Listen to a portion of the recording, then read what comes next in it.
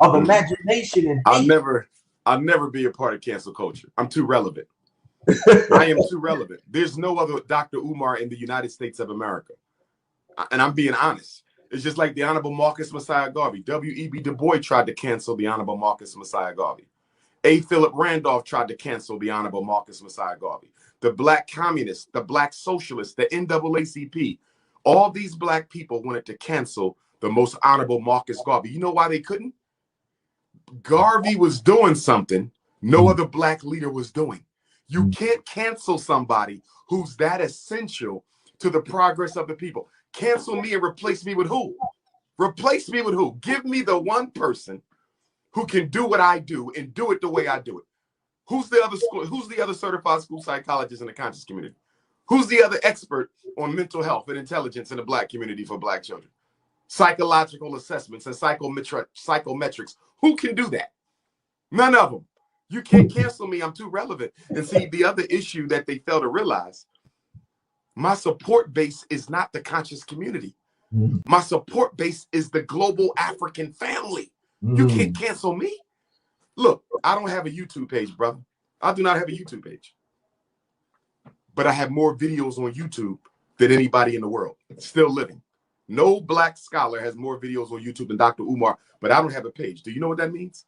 That means the people love me so much that every time I speak, they consider it to be so important that they upload it on their own. How does a man without a YouTube page control YouTube? Woo. That's the power of Ifa Tunde. They can't touch me, brother. I don't care if I'm in Texas, I'm number one. If I'm in New York, I'm in number one. If I'm in Nigeria, I'm number one. If I'm in London, I'm number one. I'm the new Marcus Garvey. They can't do nothing with me. They couldn't touch him, and they can't touch me. They couldn't touch him, and they can't touch me, brother. I'm irreplaceable. Listen, if somebody's child is at risk for being expelled from school, who they gonna call? If somebody's child is being evaluated for autism, who they gonna call? If somebody's child is being caught retarded, who they gonna call?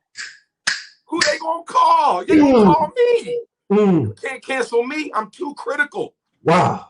I'm too critical. Wow. I remember when I first started raising money, as you just spoke to, the conscious community said, well, we're going to cancel him for this and for this and for that.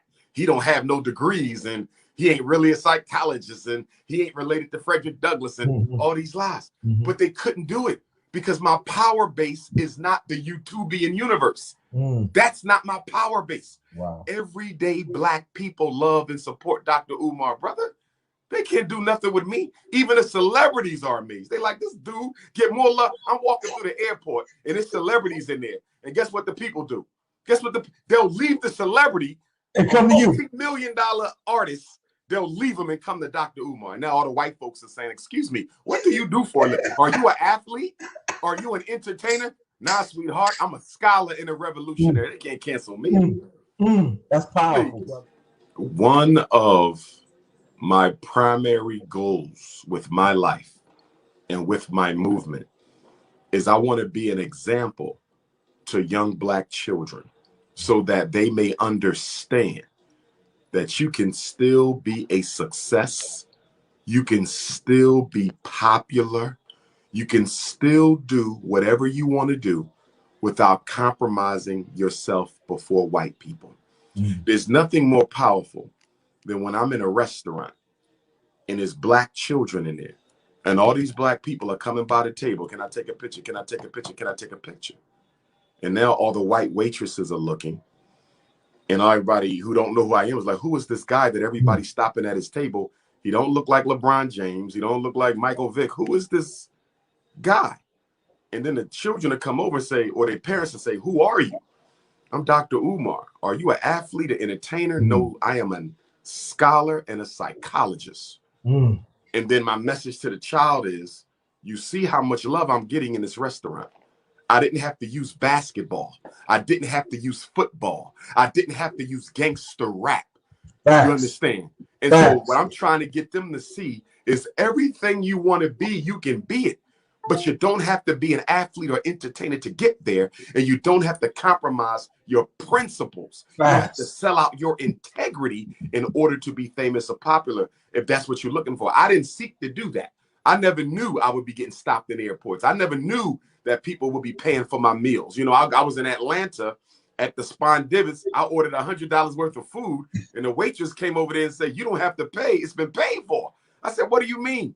She said, "You see that guy all the way down there? He paid for your meal." And the brother just gave me a black fist. And I get that all the time, all over the world. I'm at the gas station the other day, driving to the Great Blacks and Wax Museum in Maryland, because I had to do a tour.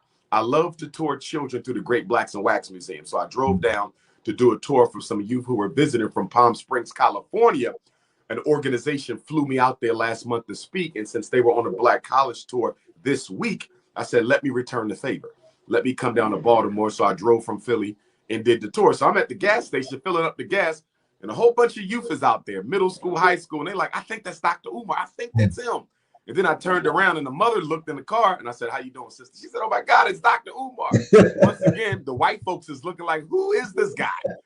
You know, and it amazes me, you know, because they're like, who is this dude? You know, we don't recognize him, but everybody knows him, you know. So again, I try to use that to motivate children to understand you don't have to be a rapper or athlete to get that level of love, support. You don't have to be a rapper or athlete to get that level of community cachet, if you will. Find something you love that's going to benefit the race and give your whole life to it, and the rest will take care of itself. See, my story, I knew what I would be doing with my life before I left elementary school. In third grade, I wanted to be a psychologist. I knew it by name. In third, at what, 8 years old, You I'm knew. already telling people I'm going to be a psychologist.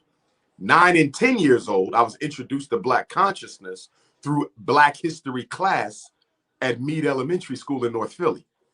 Okay. 6th grade is when I went to my first family reunion and learned I was related to Frederick Douglass.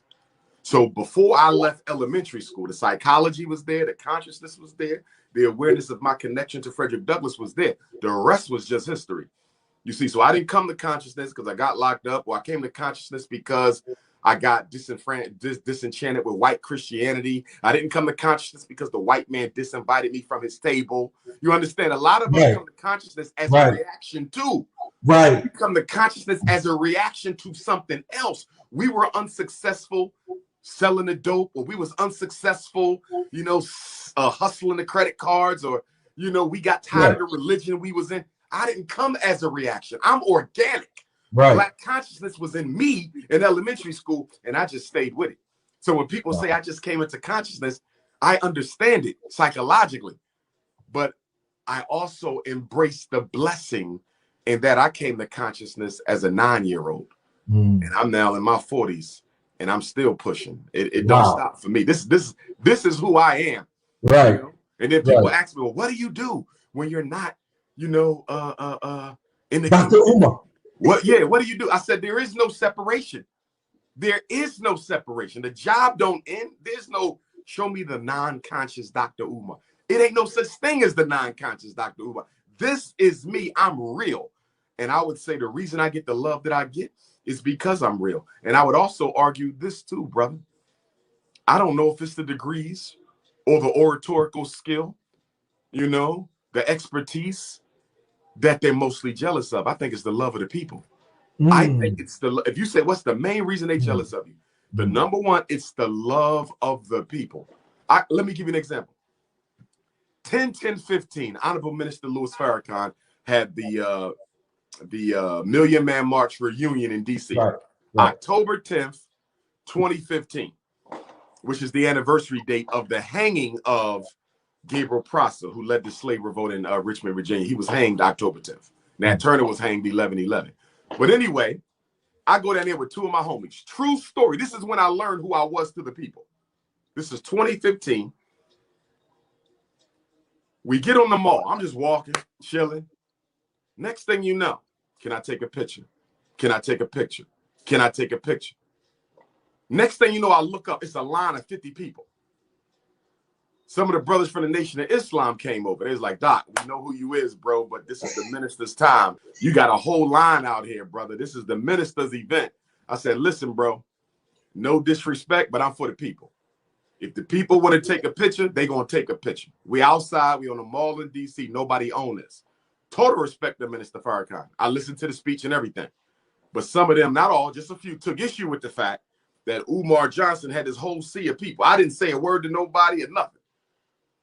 Brother, from the time we got there until the time we left, I took pictures nonstop. Now, most of your other conscious heads were down there. I saw them looking around the trees, hiding, ducking behind the car, trying to see. Listen. Some of them had some people, you know, trying to holler at them, take a picture. Nobody had what I had, brother. Ask anybody who was there. I had a line of 100, then another line of 100, then another line of 100. And I'm looking at all your conscious leaders, right? Looking at me. They're in the cut, just studying me. And you can see it on their face. Like, damn, he the one. You can see it on their face. They just threw the towel in. You're the one. None of them got the love I got. They was all there. None of them nobody had a line of 100 people waiting to take a picture. And when I left that day, that's when I knew I was next up. That's when I knew it. I never experienced that type of love with that intensity. And mind you, everybody's there from all over the country.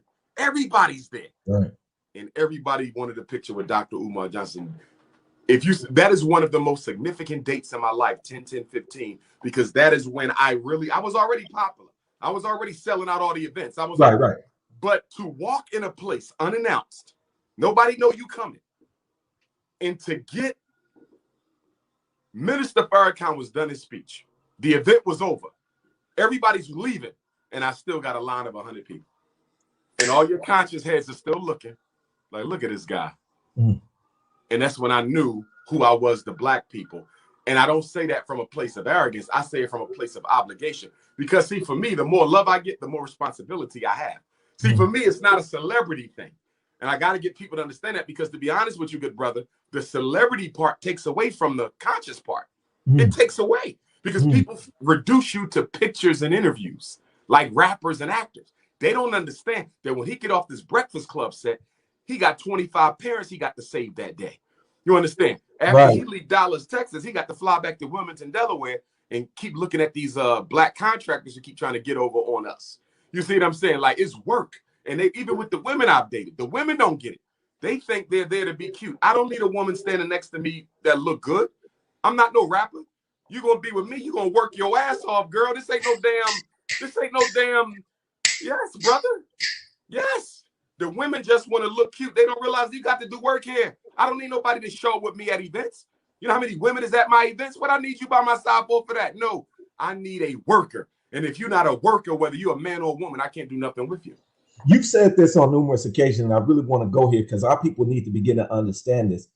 You talk about how many of us want to fall into the celebrity activism and just take pictures and just be seen on the scene and just get Instagram likes and follows and stuff like this. But when it comes down to the work, people disappear. They scatter like roaches. Oh, they disappear. And I really want you to etch into the minds the psychology of that, because you go through this on a day-to-day level. You have people hit you up. Hey, doc, I want to do this. Why don't you do this? Why don't you do that? I know this person that can do this, that can do that, that can do this. And then when it comes time to actually do the work, they disappear. Oh my God. Ain't nowhere to be found. That has been the story of the renovations of the Frederick Douglass Marcus Garvey Academy. That has been the story of the renovations of the Frederick Douglass. You know how many people say, doc, I can help you do this. I'm a licensed electrician. I've had two people actually volunteer and be serious about volunteering when it came to the renovation of the building. Hold on, wait a minute. Doc, I know you a long time, man. Come on, man. Two. Yeah, our people don't do work, even in the organizations, brother. They come around for the social events. They love the social events. And by the way, speaking of social events, I want to let all my Texas supporters know that we will be having the first annual FDMG block party on September 11th, 9/11, which is Ethiopian New Year. September 11th, 2021. Come on out, 11 a.m. until 8 p.m. 11 a.m. until 8 p.m. We will be at the school, Wilmington, Delaware, 22 minutes drive from the Philadelphia International Airport. You know, Delaware is Philadelphia's backyard. So come on out. It's going to be food, music, games, giveaways, T-shirts, performers. It's very child-centered. So make sure you bring your children. This is all about the youth. Okay. There will be vendors too, and we'll have that information out soon. But we're doing this to honor the people who stood by us. Even though the schools are not ready yet, we still want to do the block party to honor the people who stood by us. So I'm hoping my Texas family finds a way to get to Wilmington, Delaware on Saturday, September the 11th. But to give you an example, everybody will want to be there and be a part of that. Right. But not everybody want to be at the National Independent Black Parent Association